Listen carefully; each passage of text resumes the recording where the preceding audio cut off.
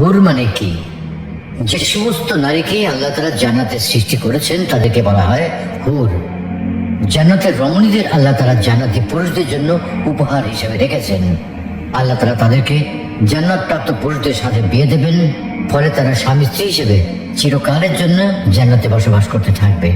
মহান আল্লাহ বলেন, كذلك وزوجناهم بحور عين। আর আমি তাদেরকে বড় চোখ বিশিষ্ট হুরদের সাথে বিয়ে দেব।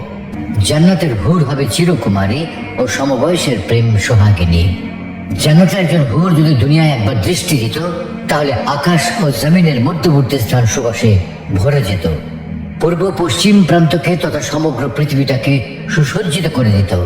প্রতিটি চোখ সব জিনিস থেকে দৃষ্টি ফিরিয়ে তার দিকে চেয়ে থাকত এবং সৃষ্টিকুল আল্লাহর প্রশংসা ও বড়ত্ব বর্ণনা করত। জান্নাতি পুরুষরা যখনই তাদের দিকে তাকাবে, আনন্দে মন ভরে যাবে। যখন কথা বলবে, ছন্দময় মিষ্টি কথা তারা হৃদয় ভরে দেবে। জান্নাতের রুম সমূহে যখন তারা ঘোরাফেরা করবে, তখন তাদের আলোতে রুমগুলো আলোময় হয়ে যাবে। জান্নাতের অধিবাসী নারী পুরুষগণ হবে একই বয়সের পরিপূর্ণ যুবক যুবতী। জান্নাতের হুর যখন তার স্বামীর চেহারার দিকে তাকাবে, তখন তার হাসিতে জান্নাত আলোময় হয়ে উঠবে। যখন তারা স্বামীর সঙ্গে কথা বলবে, তখন কতই না সুন্দর হবে সেই কথোপকথন।